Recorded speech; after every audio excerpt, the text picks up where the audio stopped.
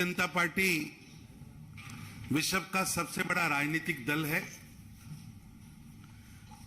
और देश में सबसे अधिक विधायक, सबसे अधिक सांसद, राज्यों में सरकारें और केंद्र में लगातार दूसरी बार आदरणीय प्रधानमंत्री श्री नरेंद्र मोदी जी के नेतृत्व में सरकार है। भारत की जनता ने खूब आशीर्वाद प्रधानमंत्री श्री नरेंद्र मोदी जी के कामों पर दिया है और निश्चित रूप में तीसरी बार भी 2024 में मोदी जी के नेतृत्व में देश में एक तगड़ी सरकार बनेगी। देश के यशस्वी प्रधानमंत्री आदरणीय नरेंद्र मोदी जी के नेतृत्व में सरकार ने गरीबों, शोषित, अनुसूचित जाति, जनजाति एवं पिछड़े वर्ग के कल्याण के लिए ढेरों काम किए हैं। प्रधानमंत्री मोदी जी की सरकार का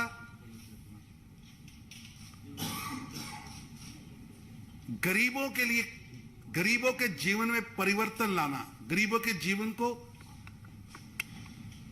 ऊपर उठाना, यही मुख्य लक्ष्य रहा है। इसलिए आज देश के अंदर गरीबों के, वंचितों के मसीहा के रूप में प्रधानमंत्री मोदी जी को देश की जनता देखती है, उनसे प्यार करती है, अथाह प्रेम करती है। भारतीय जनता पार्टी 6 अप्रैल 1980 को बनी थी। उससे पहले जनसंघ से 6 अप्रैल 1980 की जो यात्रा भारतीय जनता पार्टी ने शुरू की, उस यात्रा का 44वां वर्ष यानी 6 अप्रैल 2023 कल पूरे देश के अंदर माननीय राष्ट्रीय अध्यक्ष श्री जेपी नड्डा जी के नेतृत्व में मनाया जाएगा। और पार्टी ने पार्टी स्थापना दिवस से लेकर 14 अप्रैल संविधान निर्माता भारत रत्न डॉक्टर भीमराव अंबेडकर जी के जन्म शती तक 8 दिन का एक सप्ताह पूरे देश के अंदर मनाने का फैसला किया है। और ये कार्यक्रम देश के अंदर 10,72,942 स्थानों पर मनाया जाएगा।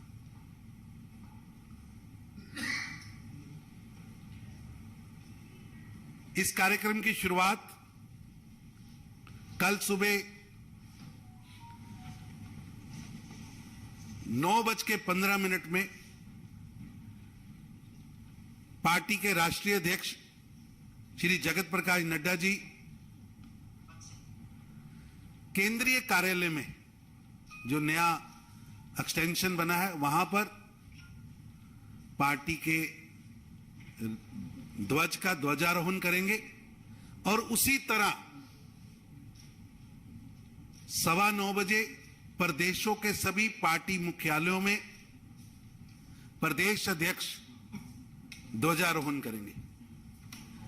सभी जिलों के अंदर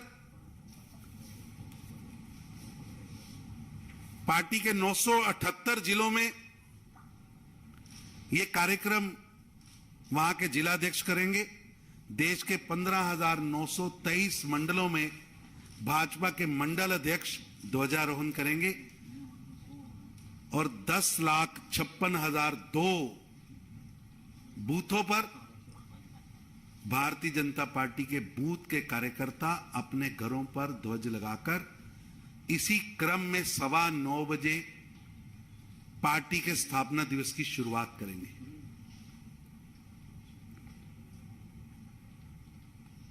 उसके बाद 9:45 पर 10,72,942 स्थानों पर सभी कार्यकर्ता अपने महबूब नेता, हम सबके मार्गदर्शक, विश्व के सबसे बड़े नेता, जिसे भारत की जनता भी चाहती है और विश्व की जनता भी चाहती है, ऐसे भारत के प्रधानमंत्री, गरीबों के मसीहा, वंचितों के मसीहा नरेंद्र मोदी जी का संबोधन सुनेंगे, उनका मार्गदर्शन लेंगे। देश भर में यह कार्यक्रम पार्टी के ध्वजारोहण और प्रधानमंत्री जी के मार्गदर्शन, माननीय राष्ट्रीय अध्यक्ष जी के संबोधन के साथ होगा। और इस दिन कल 6 अप्रैल को पार्टी पूरे देश के अंदर दीवार लेखन के काम की शुरुआत करेगी। भारतीय जनता पार्टी निरंतर काम करने वाला दल है और भारतीय जनता पार्टी का एक एक कार्यकर्ता समर्पित है, कमिटेड है। और आज भी हम पार्टी के कार्यकर्ता बूथों पर जाते हैं, कार्यकर्ता घूमते हैं, व्यक्तियों से मिलते हैं, जनता से सीधा संवाद करते हैं और जनहित की समस्याओं के निवारण के लिए काम करते हैं। इसलिए कल 6 अप्रैल को 12 बजे पार्टी के राष्ट्रीय अध्यक्ष श्री जेपी नड्डा जी दिल्ली के अंदर एक बूथ पर जाकर खुद दीवार लेखने का काम शुरू करेंगे। और उस दीवार लेखन में माननीय राष्ट्रीय अध्यक्ष नड्डा जी 12 बजे दीवार लेखन करेंगे। 1 बजे सभी प्रदेशों में 37 प्रदेशों में प्रदेश अध्यक्ष दीवार लेखन का काम करेंगे। 2 बजे 954 डिस्ट्रिक्ट्स के अंदर डिस्ट्रिक्ट प्रेसिडेंट दीवार लेखन का काम करेंगे। और 3 बजे सभी मंडलों और 10 लाख बूथों पर पार्टी के कार्यकर्ता दीवार लेखन का काम करेंगे। यानी कल 6 अप्रैल को 10,72,942 स्थानों पर पार्टी के दीवार लेखन का काम होगा। और ये भारतीय जनता पार्टी की ओर से जो दीवार लेखन का काम होगा,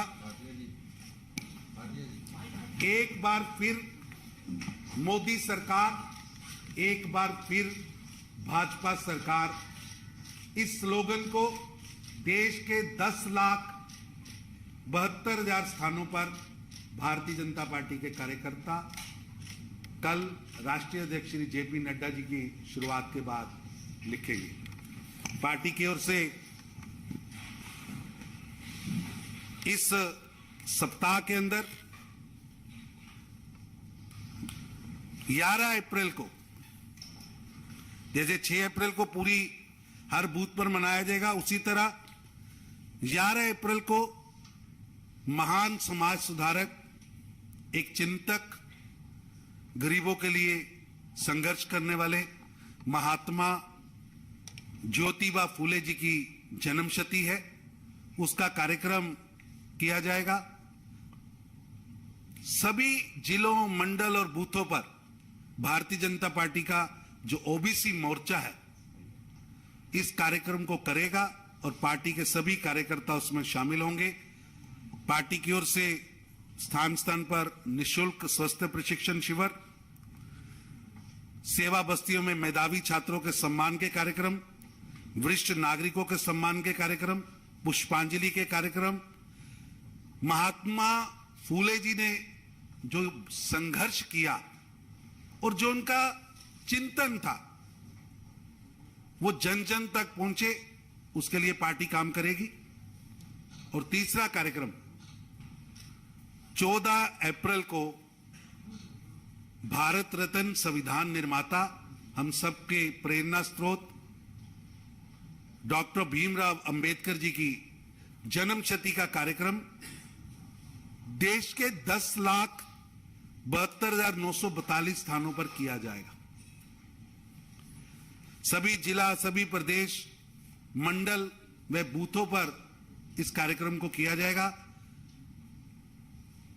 पार्टी के वरिष्ठ नेतृत्व ने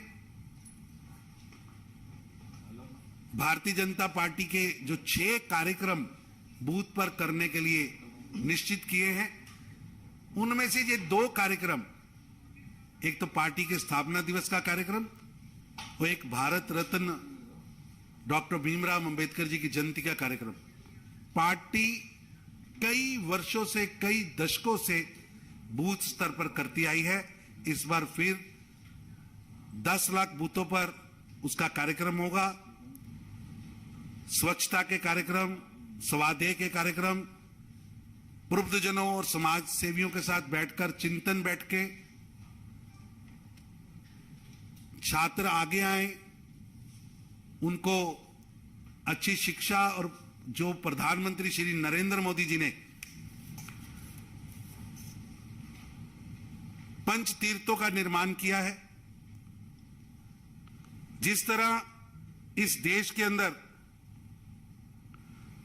सबको साथ लेकर चलना, सबके विकास की चिंता प्रधानमंत्री मोदी जी ने की है।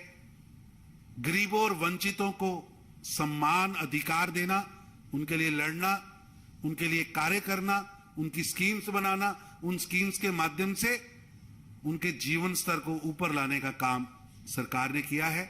ये भी सभी चर्चाएं हम अपने बूथों पर बैठे कार्यकर्ताओं के साथ और जन जन के बीच में जाएंगे और सेवा और रचनात्मक कार्यक्रमों के माध्यम से कार्यकर्ता संकल्प भी लेंगे कि डॉक्टर भीमराव अंबेडकर जी, महात्मा फूले, ये दो महान शख्सियतें, दो महान चिंतक, इन चिंतकों का चिंतन हम सबके कार्य का हिस्सा भी है और इससे सीखकर हम समाज में बड़ा परिवर्तन लाएं, उसके लिए भारतीय जनता पार्टी काम करेगी। और ये कार्यक्रम हर एक बूथ स्तर पर किया जाएगा। पार्टी ने इसके लिए पूरी टोली बनाई है और बहुत उत्साह है कार्यकर्ताओं में। कल 6 अप्रैल गरीबों के मसीहा, वंचितों के मसीहा, विश्व के सबसे बड़े नेता नरेंद्र मोदी जी के मुख से पार्टी स्थापना दिवस पर मार्गदर्शन सुनने का, जिसकी केंद्र पार्टी से लेकर, केंद्रीय कार्यालय से लेकर एक बूथ पर बैठे कार्यकर्ता तक, सभी कार्यकर्ता करोड़ों की तादाद में उसे सुनेंगे। ये 3 कार्यक्रम और दीवार लेखन का 4 कार्यक्रम पार्टी की ओर से तय हुए हैं और ये कल से शुरू होंगे। इस पर किसी ने कोई, आपके मन में कोई बात है तो कोई भी पूछ सकता है। कार्यक्रम 9 बजे शुरू होगा, 9:15 बजे ध्वजारोहण होगा, फिर कुछ लोकल कार्यक्रम होंगे, सांस्कृतिक कार्यक्रम होंगे, पार्टी के बारे में एक 10 मिनट की पिक्चर भी दिखाई जाएगी पार्टी के कामों पर, क्योंकि भारतीय जनता पार्टी ने कोविड में सेवा ही संगठन के नाम पर अपने देश भर के कार्यकर्ताओं को किस तरह कोविड से लड़ने के लिए खड़ा किया। एक ऐतिहासिक विजय प्रधानमंत्री मोदी जी के नेतृत्व में जन सेवा का काम किया है। 9:45 पर लाइव देश भर के 10 लाख स्थानों पर भाजपा के कार्यकर्ता, 10,72,942 स्थानों पर भाजपा के कार्यकर्ता अपने महबूब नेता, प्रिय नेता,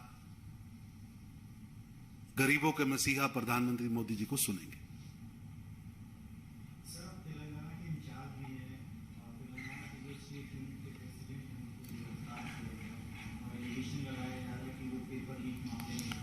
इसके बात करते हैं, पहले एक बार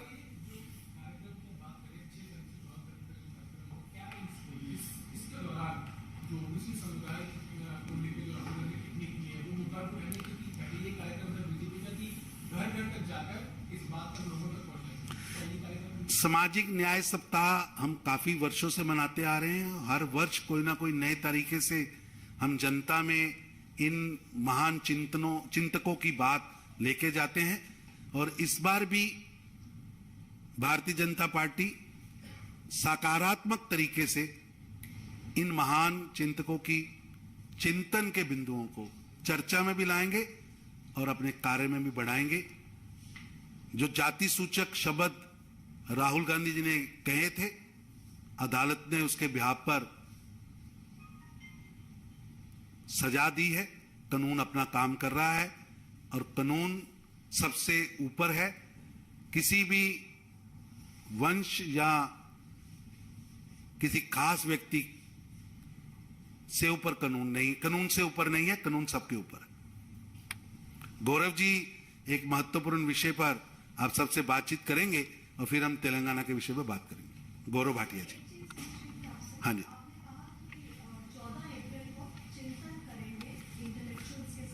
चिंतन यानी हमारे कार्यक्रम होंगे, चिंतन कार्यक्रम होंगे। सामाजिक न्याय सप्ताह जो हम मना रहे हैं, इस सप्ताह में बुद्धिजीवियों के साथ गोष्ठियां होंगी 14 तारीख को, और कार्यक्रम हर बूथ पर होगा। ऐसा कि प्रधानमंत्री मोदी जी के नेतृत्व में जो सरकार के 9 वर्ष हुए हैं, उसमें सरकार ने कई योजनाएं चलाई हैं, 5 तीर्थों का निर्माण किया है। डॉक्टर भीमराव अंबेडकर के चिंतन से देश का नौजवान सीखे संघर्ष करके समता युक्त समाज कैसे बनाना है, कैसे आगे बढ़ना है। उनका जीवन देश के सभी नौजवानों के लिए एक मार्गदर्शक बने, उसके लिए 5 तीर्थों का निर्माण किया गया है। हर तीर्थ में उस तीर्थ की बारे में और उनके जीवन के बारे में बताया गया है।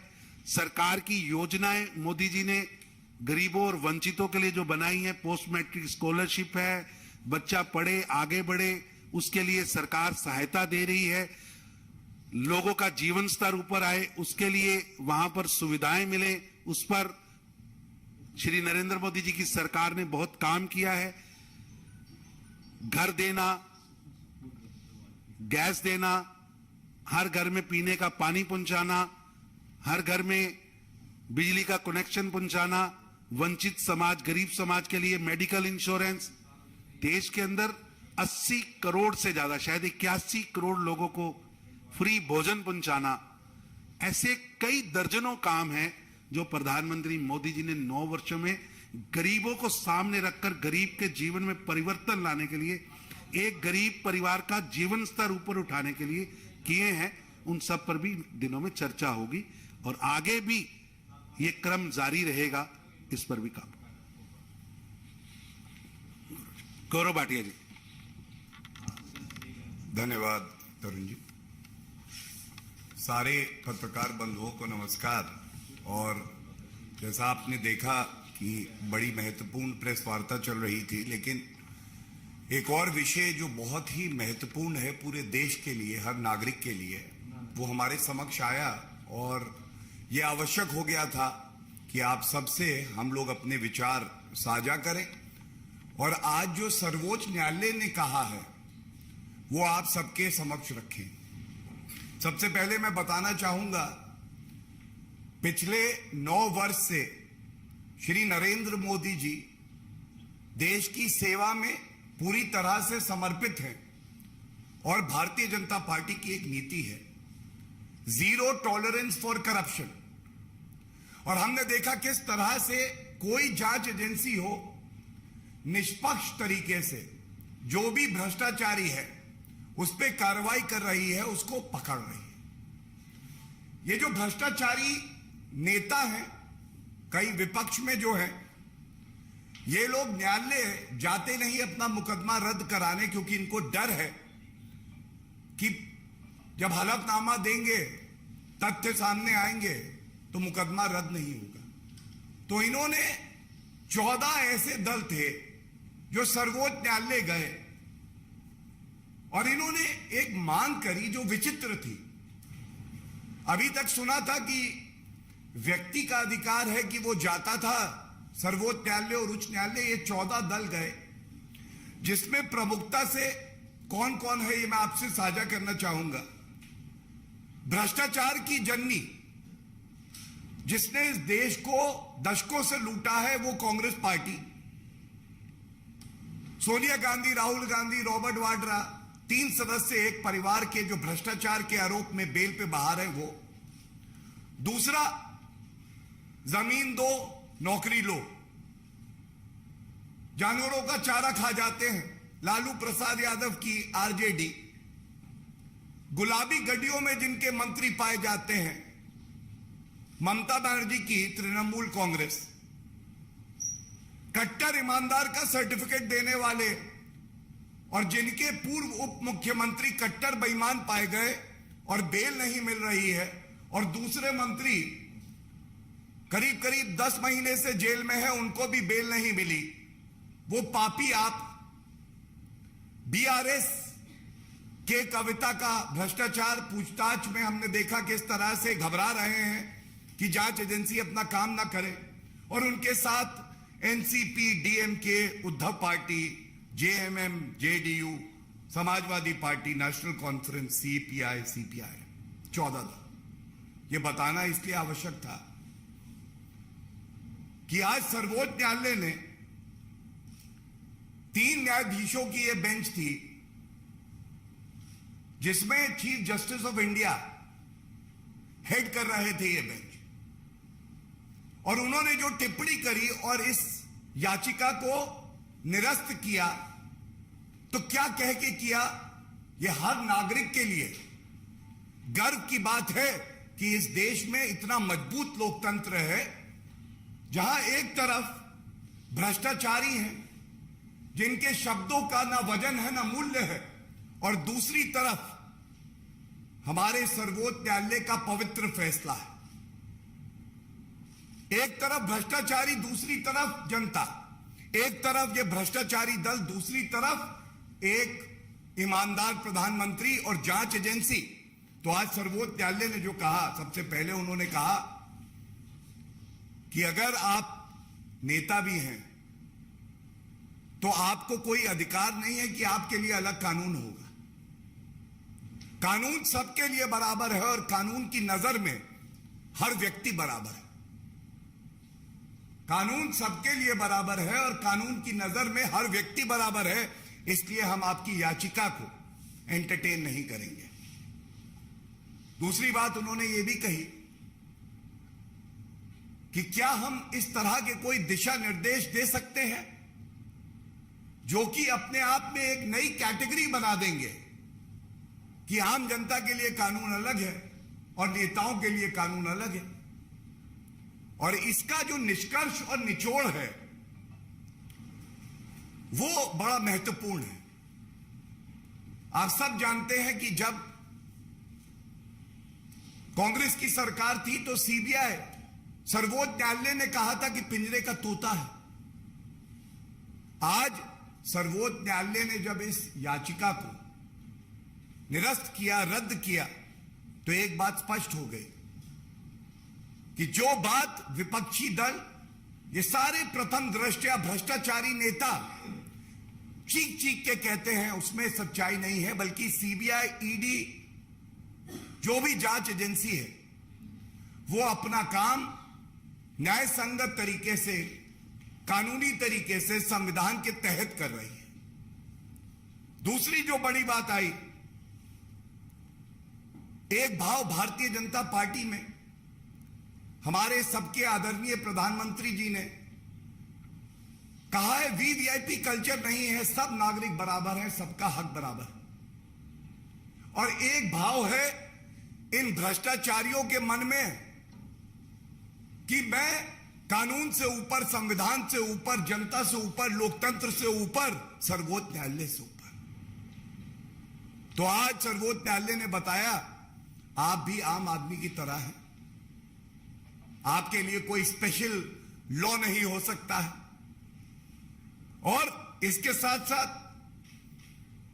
एक बात और स्पष्ट कर दे, जब श्री नरेंद्र मोदी जी की सरकार, जांच एजेंसियां अपना काम कर रही हैं और जनता जानती है हमारी पॉलिसी है जीरो टॉलरेंस फॉर करप्शन, तो आज ये स्पष्ट हो गया है अगर किसी भ्रष्टाचारी को यह गलतफहमी है कि वो भ्रष्टाचार करके बच जाएगा, कानून का लंबा हाथ उसकी गर्दन तक नहीं पहुंचेगा, तो मोदी जी की सरकार में यह संभव नहीं है। भ्रष्टाचार करोगे तो जेल भी जाओगे, और भ्रष्टाचार करोगे एक एक रुपया जनता का वसूला जाएगा।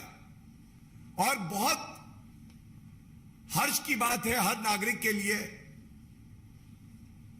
कि जिस तरह से ओछी, घटिया राजनीति, जिस तरह से आक्षेप लगाए जा रहे थे केवल जांच एजेंसियों पे नहीं बल्कि सरकार पर।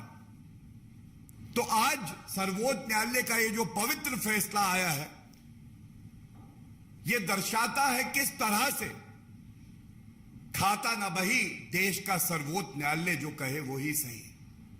मोहर लग जाती है सरकार के काम पर, और ये झटका जो लगा है ये इतना करारा था। मैं आपको ये भी बताना चाहूंगा, कांग्रेस पार्टी की और जो 13 दल है उनकी अगुवाई, पेशे से वरिष्ठ वकील है, उनका सम्मान है, कांग्रेस के नेता भी हैं, डॉक्टर अभिषेक मनु सिंघवी जी कर रहे थे। बाहर आप चीख चिल्ला सकते हैं, बिना तथ्यों के झूठ बोल सकते हैं, लेकिन न्यायालय के अंदर इनकी दलील नहीं बची तो इस याचिका को उन्होंने विड्रॉ किया, वापस लिया। यह सवाल हर नागरिक आज पूछ रहा है,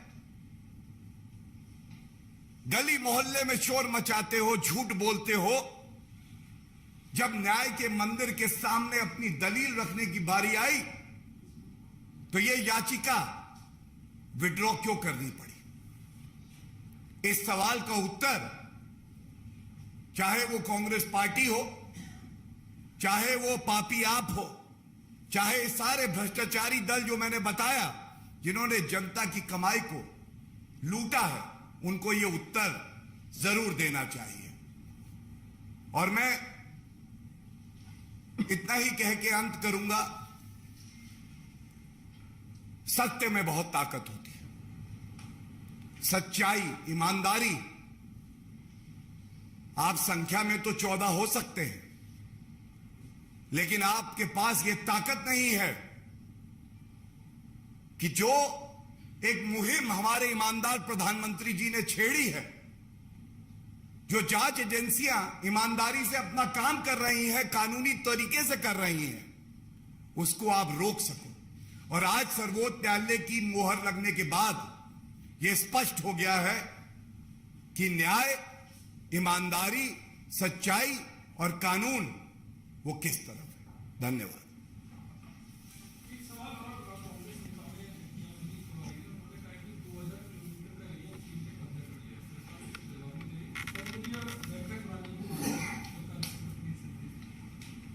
देखिए, मैं इतना ही कहूंगा कि जो विषय मैंने उठाया, अगर उस पर कोई सवाल हो तो मैं वो सवाल पहले लेना चाहूंगा और उसके बाद आपके प्रश्न का उत्तर हम लोग जरूर देंगे। मेरा आपसे सवाल है कि संजय राउत ने बोला है कि जितना भी जो स्पॉन्सर कर रही है लोगों को, वो बीजेपी कर रही है। बेल वाले संजय राउत, अच्छा बेल वाले, ठीक है। तो संजय राउत को केवल इतना कहना है, दंगे स्पॉन्सर जो कर रहा है वो संजय राउत और उनका जो दल है वो करता है, लेकिन एक बात जान ले, ये महावसूली अघाड़ी की सरकार नहीं है। जो व्यक्ति दंगा भड़काने का प्रयास भी करेगा उस पर उचित कार्रवाई, सख्त कार्रवाई, ठोस कार्रवाई होगी। और ये ममता बनर्जी की सरकार नहीं, ये बिहार में जंगल राज की सरकार नहीं कि अपराधी का धर्म देख के कार्रवाई हो। यहां कानून का राज होगा और जो भी दोषी पाया जाएगा उसको सख्त से सख्त सजा मिलेगी। सुप्रीम कोर्ट ने जो याचिका सुनने से नामंजूर कर दिया, तो आपको लगता है कि भविष्य में जब एजेंसियां किसी पर एक्शन लेंगी तो ये जो विपक्ष का रोना है इसके बाद अब बंद हो जाएगा? देखिए, अगर भ्रष्टाचारी के आंसू निकले तो यह लोकतंत्र के लिए अच्छा है, और उनका रोना कम हो या ज्यादा हो इसकी फिक्र हमें नहीं है। कोई भ्रष्टाचारी बचने ना पाए, जनता का जो रुपया इन्होंने लूटा है वो वसूला जाए, जो भ्रष्टाचारी हो उसको सजा हो, यही आम जनता चाहती है और यही भारतीय जनता पार्टी करके दिखाएगी। किसी का और कोई सवाल है?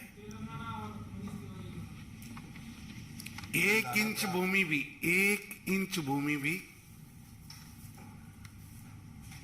किसी के कब्जे में नहीं गई है। केवल भ्रम पैदा किया जा रहा है, झूठ बोला जा रहा है।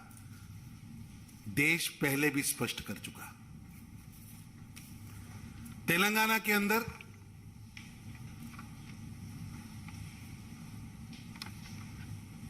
कल रात को जो खेल खेला गया है वो असंवैधानिक भी है और गैर कानूनी भी है। भारत की सबसे बड़ी पंचायत लोकसभा के सदस्य को, जबकि हाउस चल रहा हो, उनके घर से जबरन बिना वारंट दिखाए, बिना एफआईआर दिखाए, बिना कुछ बताए उठा लिया जाता है और झूठे मनगढ़ंत पर्चा उन पे दर्ज कर दिया जाता है।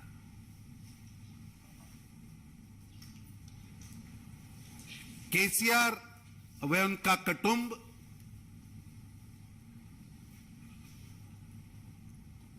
भ्रष्टाचार में पूरी तरह फंसा हुआ है।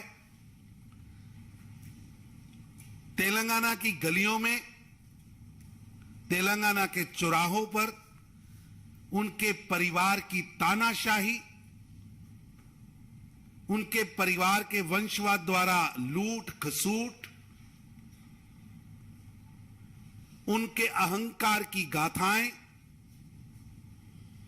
उनके भ्रष्टाचार की गाथाएं लोग गा रहे हैं, जिससे जनता के मन में उनके प्रति एक आक्रोश है। और पिछले दिनों जिस तरह स्टेट पीसीएस के, पब्लिक सर्विस कमीशन के एग्जाम का पेपर लीक हुआ, जिससे हजारों नौजवान आक्रोशित होकर सड़कों पर उतरे। भारतीय जनता पार्टी उन्हें न्याय दिलाने के लिए तेलंगाना के नौजवानों के साथ खड़ी थी और उस आंदोलन में हमने पार्टिसिपेट किया। वो आंदोलन हम आज भी लड़ रहे हैं।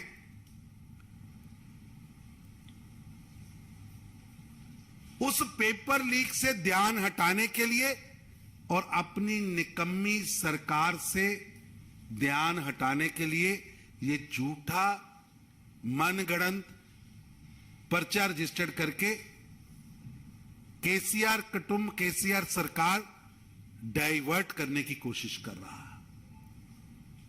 हमारा आंदोलन तेलंगाना की जनता के लिए है, हमारा आंदोलन तेलंगाना के छात्रों के लिए है।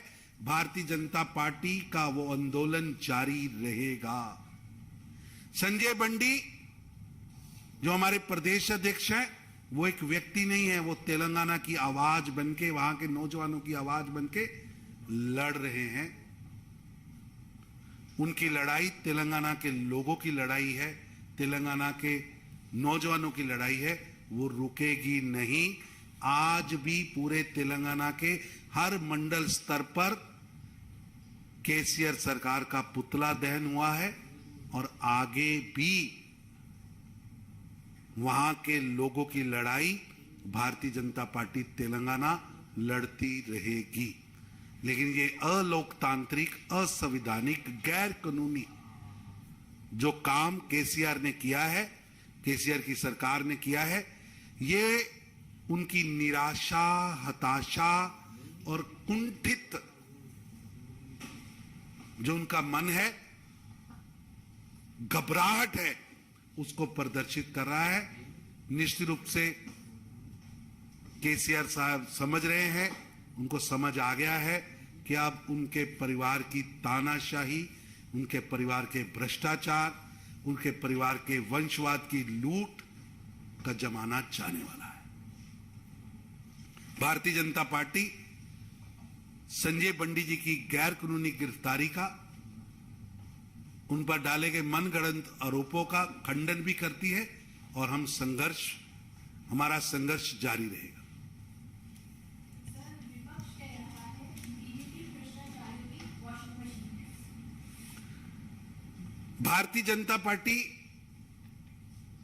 लगातार 26 मई 2014 से हमारी प्रधानमंत्री श्री नरेंद्र मोदी जी के नेतृत्व में जो पहली कैबिनेट हुई थी, उसका पहला प्रस्ताव था जीरो टॉलरेंस ऑन करप्शन, और उस पर पल पल दिन दिन हमने पहरेदारी भी दी है और उस पर लगातार काम किया है। एक जमाना था कि आप बोफोर्स तोपों की दलाली भी करो, आप चारा भी खाओ, 12 लाख करोड़ रुपए का घोटाला भी करो, कोला भी खा जाओ, कॉमनवेल्थ गेम्स में घोटाला करो और बड़ी बड़ी गाड़ियों और जहाजों में घूमो। श्री नरेंद्र मोदी जी के नेतृत्व में लगातार भ्रष्टाचारियों पर शिकंजा भी कसा है और लूट का पैसा देश के खजाने में भी आया है। आज राहुल गांधी जी के नेतृत्व वाली कांग्रेस कोर्ट गई है, लेकिन इनके पिताजी राजीव गांधी कहते थे हम 100 रुपया दिल्ली से भेजते हैं और 14 रुपए गरीब के पास पहुंचते हैं। 80 के दशक में, बीच में अभी 4 से 14 के घोटालों की सरकार अलग। आज हम गारंटी से कहते हैं कि प्रधानमंत्री नरेंद्र मोदी जी के